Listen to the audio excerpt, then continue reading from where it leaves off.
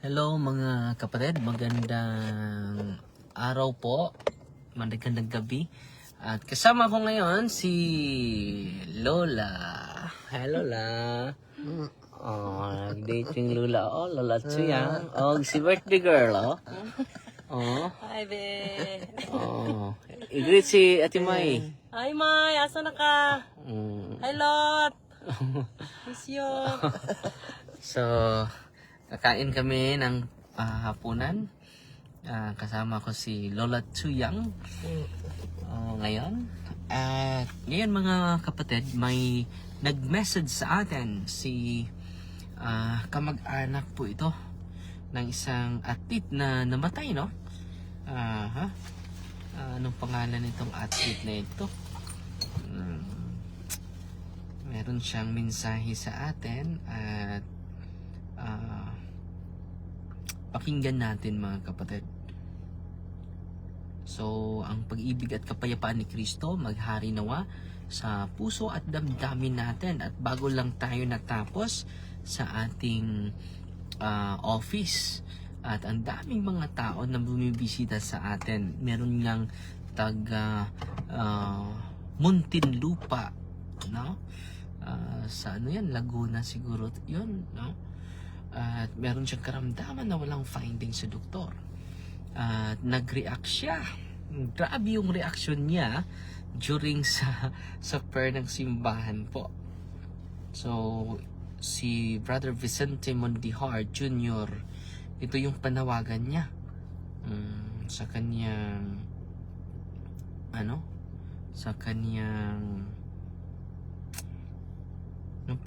Rene Baterbonia, yung kilalang athlete, no, na namatay, no, nalunod sa parang training nila or ano yung ginagawa nila doon. Si Rene Baterbonia.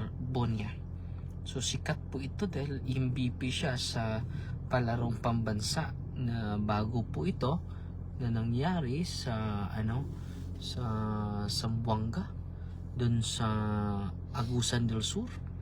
Now, ito yung message niya sa atin, pakinggan natin.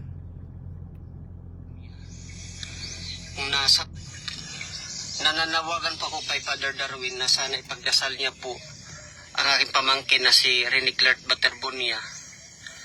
Kung na sana mabigyan ng hustisya kung ano ba talaga ang nangyari sa kanya, kung totoo ba na nalunod or nalunod lang na hindi sinadya or sinadya ba talaga. Kasi hanggang ngayon masakit pa rin talaga sa isip namin. Alam ko na kasalanan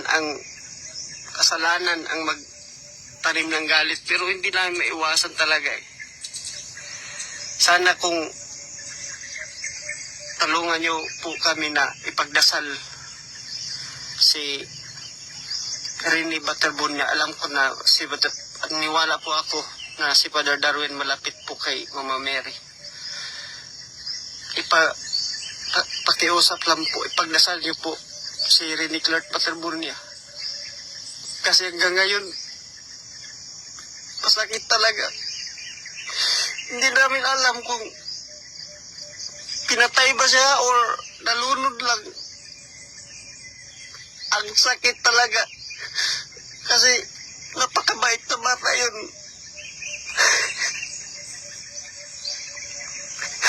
Sana, Father, ipagdasal mo po si Rene Clark. Naniniwala po kami sa mga panalangin mo po. Yun lang po. Nananawagan po ako kay Father Darwin na sana ipagdasal niya po. So yan po ang panawagan ni Brother Vicente Mondihar. Kamag-anak siya ni Rene Baterbonia, yung sikat na sumikat siya dahil nakuha siya sa sa isa sa mga athlete sa Ateneo Pero may trahedya na nangyari mga kapatid, hindi inasahan, hindi natin alam kung ano ang nangyari, kung meron mang inhustisya na nangyari mga kapatid, sana po ay mabigyan siya ng hustisya kung meron mang foul play na nangyari po. At kapatid na Vicente, sinasali ko po sa dasal yung kaluluwa ni Rene. At sa mga kapatid natin na nandito, at sana po, One Our Father, One Hail Mary, One Glory Be po, para sa ating mahal na kapatid. At nakita ko po yung mga laro niya, very sports yung ito si Rene. At maraming mga magandang alaala na iniwan niya sa atin at sa larangan ng sports mga kapatid. At bago lang ako nakakita dahil nag-message po ito at parating ng mensahe para kay Rene. Ang hirap ng pangalan niya, Rene Baterbonia. So magaling po na athlete siya, no? At Bisaya din, galing sa Mindanao, no? Dahil na MVP siya, nakapasok siya sa pagka-athlete mga kapatid. At meron lang masaklap na pangyayari, no, na hindi inaasahan mga kapatid. So yung yung mensahe sa buhay niya para sa atin, hindi natin alam kung kailan yung araw na kukunin yung ating ating buhay, no? So dapat bigyan natin ng pagkakataon yung mga mahal natin sa buhay, to give quality time bawat isa sa atin. Yan po yung dapat nating gawin mga kapatid. At sana po na sa pangyayari sa buhay ni Rene, yung kaluluwa niya, ipagdasal natin. At kung meron mang mga hindi maganda, ipagdasal din natin na lilitaw yung katotohanan. Okay? At meron ding merong statement ang Ateneo, lalo na yung mga kaparian dito sa yung statement sa mga Hiswita, mga kapatid. Pero hindi gumana yung wifi ko, no? Gusto kong basahin sana. Pero humina yung wifi natin. So salamat Sister Gladys, no? Nagpala ng 50 stars, salamat po. At si Jose Nelson Ariglo, Kuyuka, salamat po. Wala. Wala, hindi maganda yung signal natin dito. So humina yung signal mga kapatid. Babasahin ko sana yung official statement sa Ateneo, Jesuit statement on the death of Ateneo de Manila student. Pero humina yung signal natin, pasensya na. At yung dasal natin mga kapatid, yung pagkakaisa sa dasal natin para ni Rene, yung kaluluwa niya, at sa pamilya din, hindi madali po yung mamatian, no? Yung papa ko bago lang namatay, at yung alaala at namimiss talaga natin yung mga mahal natin sa buhay, lalo na ito dahil batang bata, mga 20 years old pa siya. At kita natin na maaga siyang kinuha ng Panginoon. At kung may foul play man, makikita yan dahil meron namang investigasyon na ang ginagawa. So Brother Vincent, yung panawagan mo ay hindi ka pa nanawagan, nagdasal na tayo para sa kanya. Dahil halos lahat ng balita ay patungkol sa kanya at yung mga reels, no? Grabe yung yung Facebook natin at hikayat yun sa lahat, lalo na sa mga followers natin. Isama natin siya sa dasal, lalo na yung nanay niya. Close na close siya sa nanay niya. Nakita ko yung mga picture, no? Close na close po sila, no? Sa nanay niya.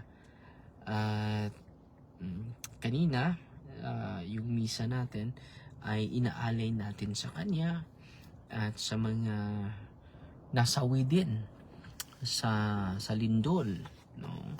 Kumusta na po yung mga followers natin na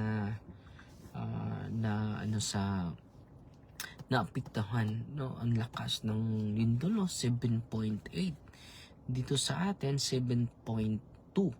Grabe na yun. Grabe, very traumatic po yun, yung earthquake na nangyari at na-experience. At pasalamat tayo sa Diocese of Tagbilaran, nagsagawa ng second collection. At yung second collection this June 14 ay lahat po ay ibibigay natin sa biktima ng lindol. Ito po yung panawagan sa ating diocese, sa Diocese of Tagbilaran po, for the earthquake victims of Mindanao. Pati na din si Archbishop Abet, no? Ito pala si Archbishop Abet pala ito. Yung second collection din sa Cebu ay ibibigay din sa Mindanao. So grabe, no, kung merong mga kalamidad, magkaisa din tayo. At yan po ang patunay na hindi tayo pinabayaan ng ating Panginoon. So sabi dito ito din yung panawagan sa ating Diocese of Tagbilaran sa pangungunan ni Monsignor Jimboy Sako. So bukas din sa second collection natin sa center, yan din yung panawagan natin. So gumana na yung internet ko. So ito yung statement, mga kapatid, sa mga Jesuita. Jesuit Statement on Death of Ateneo de Manila Students. Nag-quote sila ng talata, Micah chapter 6 verse 8. He has shown you, O mortal, what is good. And what does the Lord require of you? To act justly and to love mercy, and to walk humbly with God. The Society of Jesus in the Philippines is heartbroken over the tragic incident that claimed the lives of 2 of our students. So dalawa yung na nakalas, namatay, hindi lang si Rene, pati na yung pangalan niya is Divine, no? So as a sophomore at Ateneo de Manila University, Divine Andili had already made friends at the Loyola Heights campus, including a few Jesuits. Rene Baterbonia was the joy and pride of Ateneo de Davao University. So taga Davao din siya, no? Sa Ateneo de Davao. All throughout high school and counted Jesuit mentors among his friends. We knew them and we grieved their untimely deaths. We also knew their families and friends, especially Rene's. We can only imagine the heartache they are going through these days. We pray for them and vow everything we can do to support them in this time of grief, as the valued principle of subsidiarity requires. We trust in the capacities of our institutions to respond to the tragedy. Indeed, Father Robert Yap, Society of Jesus President of Ateneo de Manila University, has called for an internal investigation, met with the mother of Bobet when she arrived in Manila and liberty to update to public daily. For his part, Father Caril San Juan, SJ, president of Ateneo de Davao University, immediately reached out to Rene's family, sending Rene's high school coaches to Manila to attend to them. Rene is now being waked at Ateneo de Manila at the Davao University. All this notwithstanding, when we listen to the gut reactions of grief and anger coming from so many, we humbly acknowledge more could have been done in the way the tragedy has been dealt with and communicated. In the past few days, many in our communities, especially our alumni, had reminded us of the ignition and moral principles we passionately taught in our schools, like cora personalis, or care for the individual person, compassion, social justice, truth, accountability, and solidarity. We are grateful for these reminders and for the call to greater fidelity whenever we fall short. As Jesuits, we are guided and continually challenged by our commitment to walk with the poor, accompany the young, and embrace the spirit of synodality. We do not always live these ideals perfectly, but we strive to be faithful to them. Indeed, given the urgency of the matter, I, as a Jesuit provincial, had conferred with the Ateneo de Manila leadership to see how, in this devastating experience, we may better live out the ignition values we teach others. Inspired by the heart of Jesus, whose feast we celebrated today, and whose love is compassionate, truthful, and attentive to those who suffer, we assure our communities and the general public that we will exert everything in our power to do what is right, what is just, and what is loving for our beloved students, Rene, Divine, and their families. So ito yung message po, no? Dahil gagawin nila yung lahat, mga kapatid, para mabigyan ng hustisya din.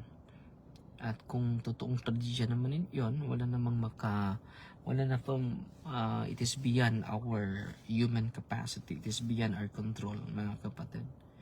At yan po yung Jesuit statement on death of Ateneo de Manila students. Si Rene, hindi lang si Rene yung dahil malakas yung current sa ibaba, sa ilalim ng dagat. So, yan po, delikado po yan. At yan din ang nangyari sa classmate ko. No, yung classmate ko sa seminaryo. Yan din ang nangyari. Nalunod siya. At sinisave niya yung kanyang kasama. At siya yung nalunod, mga kapatid. Namatay talaga siya at marami siyang pasay. At ang explanation sa maraming pasa sa kanyang katawan dahil sa current sa tubig sa ilalim ng dagat. Dahil mayroong current yun malakas yung current. Doon, kahit marunong ka pa lumabangoy, kapag malakas yung current sa ilalim, maanod ka talaga. No? So, yan siguro yun isa sa mga rason. At kung meron ming foul play, sabi sa president sa Society of Jesus, titingnan nila. Ang ganun ang pagkasabi dito.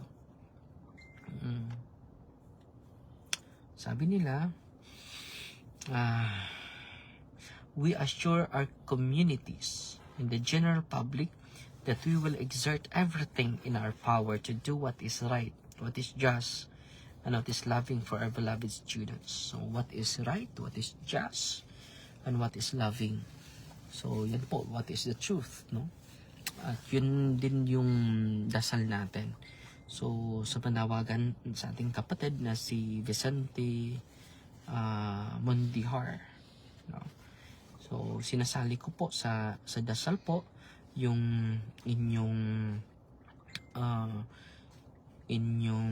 pamangkin po, no?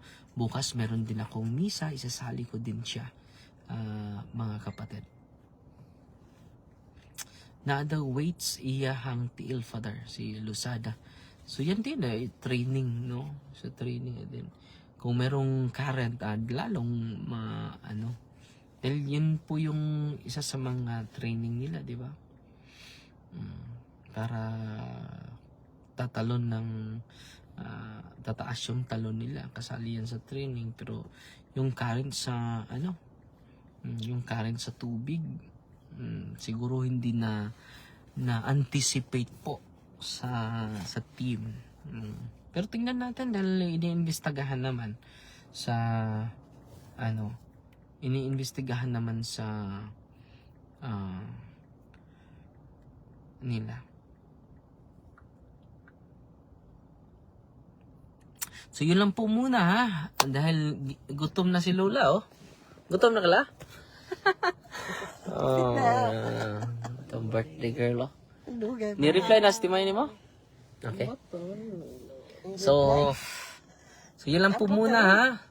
So fight Team Maria, Tatax FD with a humble heart. In the name of the Father, of the Son, and of the Holy Spirit, amen. We pray for the eternal repose of Rene. Ang pangalan niya. For the soul of Divine and Rene. Our Father, who art in heaven, hallowed be the name. The kingdom come. The will be done on earth as it is in heaven. Give us this day our daily bread, and forgive us our trespasses, as we forgive those who trespass against us. And lead us not into temptation, but deliver us from evil. Amen. Hail Mary, full of grace, the Lord is with you. Blessed are you among women, and blessed is the fruit of the womb, Jesus. Holy Mary, Mother of God, pray for us sinners, now at the hour of our death. Amen. Glory to the Father, to the Son, to the Holy Spirit, to us in the beginning, is now, and ever shall be, world without end. Amen. Pahuling dayon ihatag kang Rene o Divine. This we ask in the name of Jesus Christ our Lord. Amen. In the name of the Father, the Son, and the Holy Spirit. Amen. God bless.